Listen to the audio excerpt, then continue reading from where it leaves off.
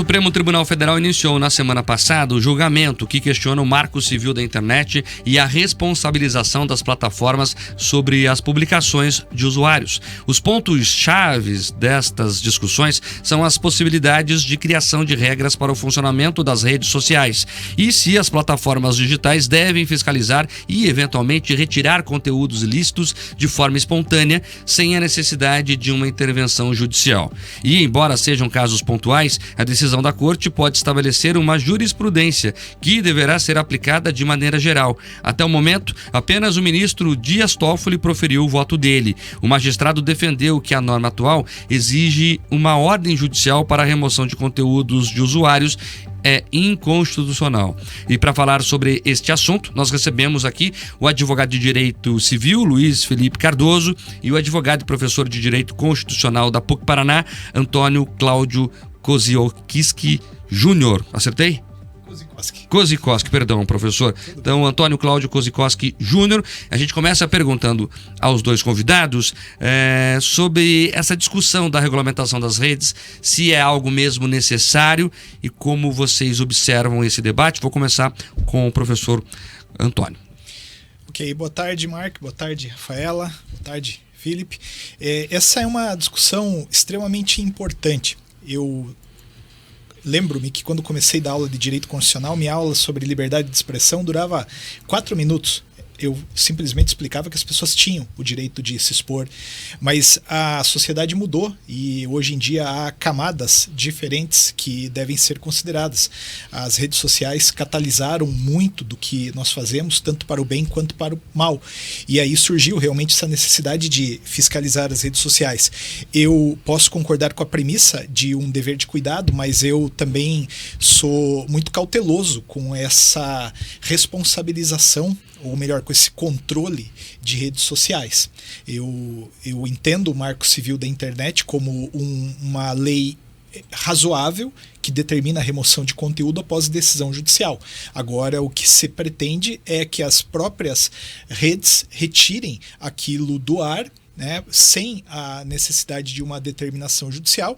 Isso pode fazer sentido, mas suscita também uma série de outras discussões, como, por exemplo, quem vai tirar a partir de quais critérios, quem vai determinar o que é o certo e o que é errado, né? Eu, só para concluir, sempre digo que todo mundo é contra fake news. O problema hoje é definir o que é fake news e aonde ela se separa da mera opinião. Então, acho que é uma discussão boa, deve realmente ser travada essa discussão, mas as soluções têm que ser pensadas com muito cuidado. Aliás, é uma coisa que eu sempre digo, né? A própria etimologia, digamos assim, do termo é equivocada, porque se é fake não é notícia, notícia é verdade. Então o próprio termo, na acepção dele, já tem essa discussão. Vou passar agora a palavra para o Luiz Felipe Cardoso para dar a opinião dele. Esse debate é necessário? Boa tarde. Boa tarde, pessoal, tudo bem? Consegue me escutar? Opa. Sim, pode falar. Maravilha. Eu concordo com o professor e na verdade, até o sentido do voto do ministro Dias Toffoli até o momento realmente foi no sentido de jogar a responsabilidade para as plataformas com relação a retirar conteúdos que eventualmente sejam ofensivos a eventuais terceiros. O que na prática vai acontecer é o seguinte: as plataformas, para se isentar de riscos jurídicos e de prejuízos, a partir do recebimento de uma denúncia, muito provavelmente elas vão tomar a postura de eventualmente acabar retirando o conteúdo, né? Então, até o momento, com relação ao voto do ministro Dias Toffoli, foi aplicado alguns conceitos mais genéricos e com relação à imputação de responsabilidade da plataforma que não estão claros. Então, hoje, no cenário atual, nós não temos uma segurança jurídica de como eventualmente vai ficar o cenário a partir realmente da declaração de inconstitucionalidade do artigo 19 do Marco Civil, que muito provavelmente, pelo menos segundo as manifestações de outros ministros até o momento, provavelmente é o que irá ocorrer. Agora, o que algumas correntes defendem é que já há lei para punir quem comete excessos, né? E que essa regulamentação, na verdade, seria uma censura disfarçada. Como é que você vê isso, professor? Eu também concordo com essa lógica. Eu acho que o direito já oferece soluções bastante consistentes para responsabilização de quem ultrapassa o limite do possível e do razoável em matéria de liberdade de expressão. Mas, de longa data, aqui no Brasil, a gente tem adotado uma regra de quanto mais criar normas para regular a vida de um modo geral, melhor. Eu creio que o direito penal, o mesmo direito civil, a responsabilização civil, já é suficiente para dar conta dos abusos. Você concorda, Felipe? Concordo. E, na verdade, assim, regular não é necessariamente o sentido de limitar, né? E segundo a experiência internacional que eventualmente o Brasil poderia beber das fontes, né, de outros países do primeiro mundo. Então, por exemplo, a Europa mais recentemente ela tem agora aprovado uma lei de regulação das redes sociais. A Austrália já tem uma regulação das redes sociais desde 2021, só que essas leis são muito claras no sentido de as plataformas elas precisam tomar mecanismos eficazes para realmente não deixar com que, eventualmente, conteúdos claramente ilícitos, que aí a gente está falando de situações graves, pornografia, uso indevido de imagem, crimes, perfis falsos, que aí tem hoje o estelionato digital é mais comum do que o próprio estelionato, né, físico. Então, nessas situações, realmente a plataforma tem que tomar medidas para derrubar o conteúdo. Agora, conteúdos que são meramente polêmicos, então, assim, um conteúdo, assim, uma crítica política, uma opinião religiosa, algo que valha, a plataforma não deveria, né, ter a postura de, eventualmente, ter que retirar esse conteúdo em prejuízo à liberdade de expressão dos usuários. Essas legislações, elas garantem a liberdade de expressão dos usuários, até porque a gente está falando de democracias mais desenvolvidas que o Brasil. Então, se, eventualmente, o Congresso for se debruçar sobre uma revisão do Marco Civil, que pode eventualmente ser saudável, deveria se pensar realmente nesse aspecto e realmente utilizar aí os parâmetros internacionais como melhores fontes. Olha, na visão de vocês, o Supremo está julgando esse assunto por causa de uma omissão do Congresso, que não avançou nessa discussão da regulamentação das redes sociais, professor? Essa também é uma excelente pergunta, Mark. O Supremo Tribunal Federal, de também alguns anos para cá, tem assumido um protagonismo muito grande na democracia brasileira. Um protagonismo que pontualmente é saudável. A gente já viu várias ocasiões em que o Supremo realmente supriu lacunas deixadas pelo Congresso Nacional, como, por exemplo, o reconhecimento da constitucionalidade da união homoafetiva. No entanto, essa autorização que a Constituição dá para o Supremo dar a última palavra tem que ser utilizada com bastante moderação. E eu tenho para mim que o Supremo Tribunal Federal está potencialmente avançando em searas que não lhes competem. O Felipe bem mencionou a atuação do Congresso Nacional. O Congresso Nacional é o local por excelência do debate. Caso o Congresso Nacional, a partir dos vários modos de enxergar o mundo, decida regulamentar de forma diferente, ok, vamos nos submeter, mas o Supremo Tribunal Federal, ele tem, na minha percepção de jurisdição constitucional, alguns limites, que nesse caso, se não tomarmos uma certa precaução, poderemos ultrapassar. É isso, Felipe. Podem os 11 ministros decidir isso? Poder, eles entendem que podem. Agora, a legislação, em tese, diz outra coisa, né? Porque, na verdade, primeiro que casos de inação do Poder Legislativo, né, deveriam ser decididos pelo STF por meio de um mecanismo específico que é o mandado de injunção, que, na verdade, não é nem o que estava sendo objeto de pauta, que, na verdade, os recursos agora que estão sendo julgados são recursos extraordinários, só que fora essa questão processual da coisa, na verdade, o fato é que a legislação que está sendo discutida agora, que é o Marco Civil, é uma legislação que já foi feita com a escolha do legislador na ocasião. A gente não está falando de uma legislação necessariamente muito antiga, pelo contrário, ela foi sancionada pela presidente Dilma Rousseff em 2014. 2014 já existiam redes sociais, na época a gente já tinha Facebook, antes tinha o Orkut, já tinha o WhatsApp, antes do WhatsApp tinha MSN. Então, na verdade, ela já foi feita num contexto realmente em que já existia o uso das redes sociais em larga escala pela população brasileira, e justamente o Congresso, justamente naquela ocasião, e até esse ponto está no artigo 19, que agora está sendo, aparentemente vai ser declarado inconstitucional. O próprio artigo 19 diz, né, para priorizar os direitos e garantias fundamentais e vedar a censura, que são questões que estão claramente previstas na Constituição, que aí foi determinada a sistemática da somente a imputação da responsabilidade da plataforma em caso de descumprimento de ordem judicial. Então foi uma escolha deliberada do Congresso há 10 anos atrás, quando discutiu e aprovou o tema. Então temos a percepção que realmente o STF, nos últimos tempos, tem tomado posturas mais de ativismo judiciário com relação a determinados temas, o que até em aspectos assim, na academia são largamente criticados por pessoas muito respeitáveis, mas é o que é. É isso, eu queria me aprofundar aqui agora num tema que o professor Kozikowski já mencionou, mas eu acho que vale um olhar mais apurado, que é essa coisa de quem define o que é verdade e o que é mentira. Porque quem tem poder demais acaba, por vezes, exagerando em alguns sentidos, principalmente no debate público. Professor, como é que o senhor enxerga essa questão? Qual seria uma solução para tentar equalizar isso? Essa é uma solução difícil realmente de ser encontrada. Quando eu vou trabalhar esses assuntos em sala de aula, eu sempre apresento aquilo que eu chamo do dilema ou paradoxo de Capitu. Capitu traiu o Bentinho ou não? Cada um faz uma leitura do livro e a partir da sua forma de enxergar o mundo chega a uma determinada conclusão. Me pareceria muito estranho que alguém pudesse assumir o monopólio da verdade numa situação em que a opinião ela tem que ser priorizada. O George Orwell já no livro 1984 trabalhava a existência de um Ministério da Verdade, que era um ponto central de uma organização que visava um comando absoluto das liberdades civis.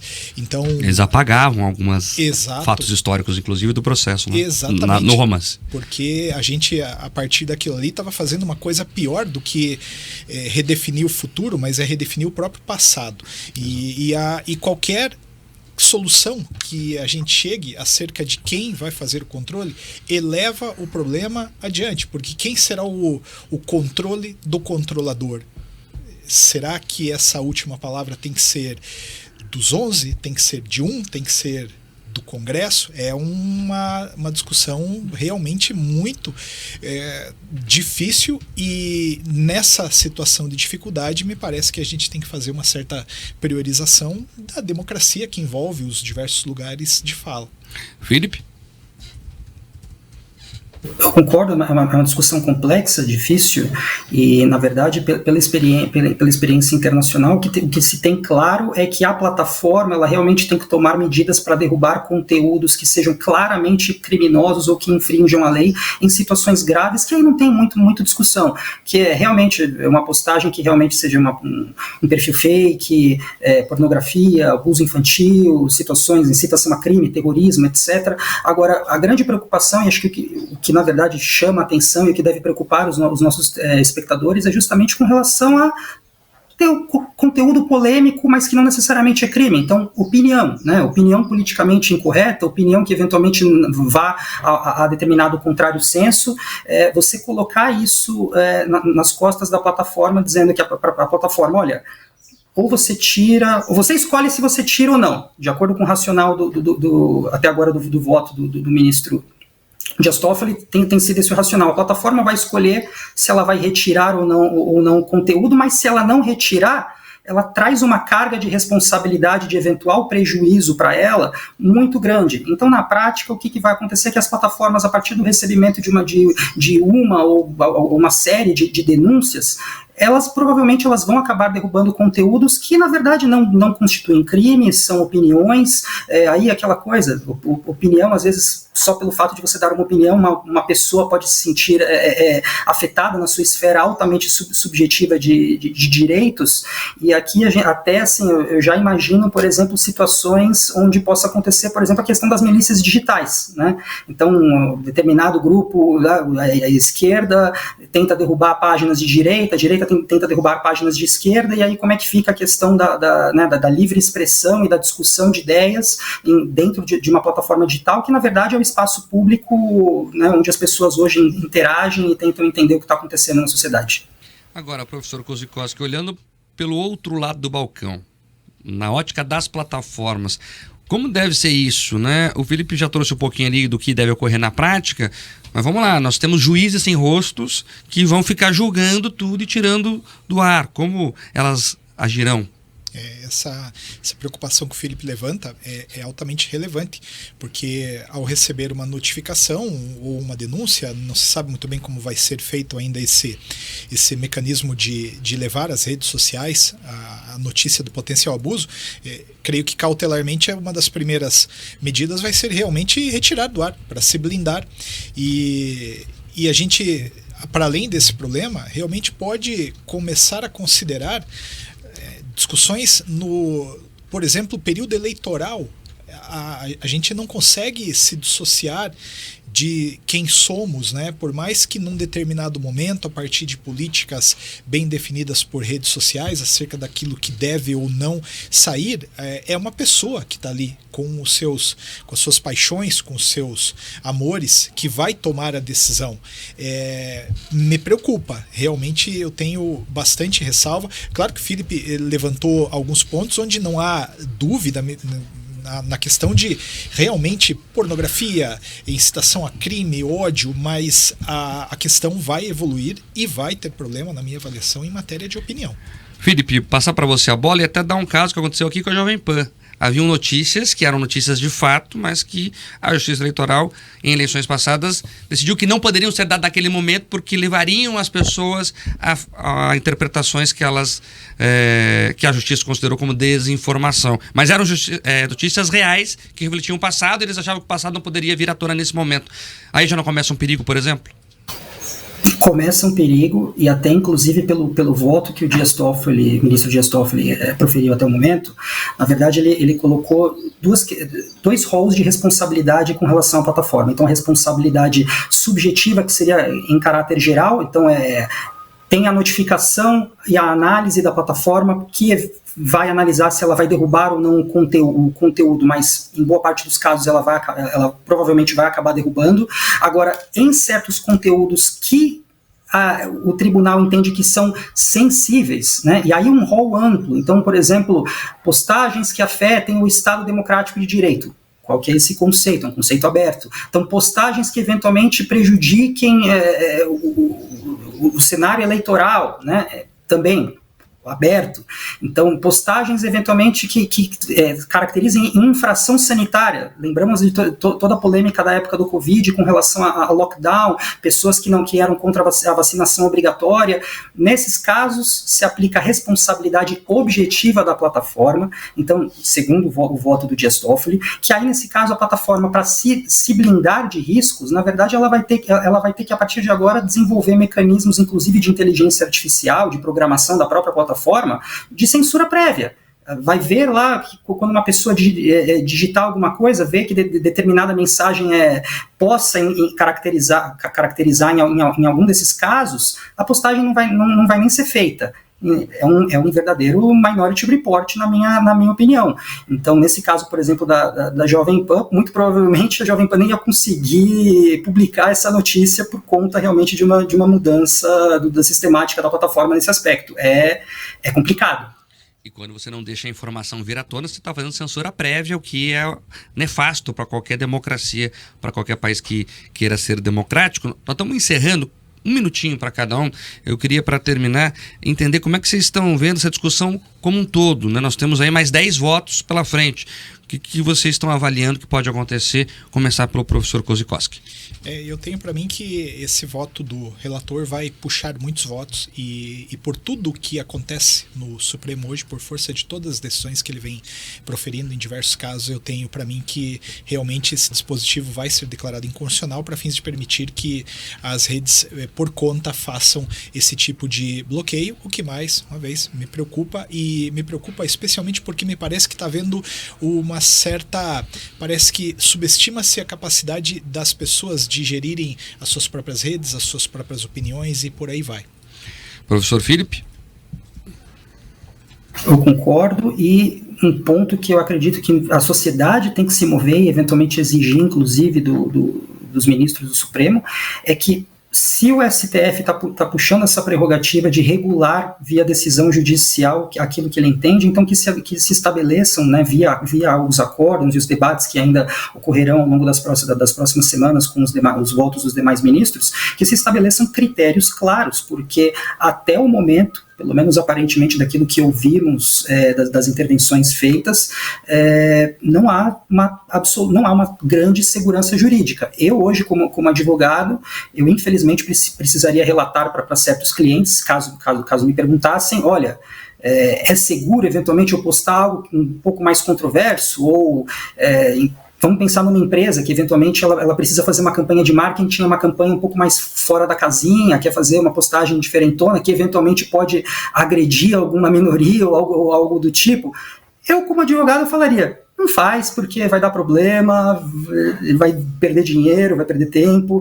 Então, até em questão de segurança jurídica que é uma coisa muito cara para o empresariado, eventualmente essa decisão também pode acabar afetando. Então, acredito que realmente aí o STF precisa também olhar a questão por esse prisma para tentar trazer realmente algum critério mais claro. Tá certo, advogado de Direito Civil, Luiz Felipe Cardoso, e também conversamos com o advogado e professor de Direito Constitucional da PUC Paraná, Antônio Cláudio Kozikowski Júnior. Obrigado pela participação, estão sempre convidados a voltar para debater esse e outros assuntos.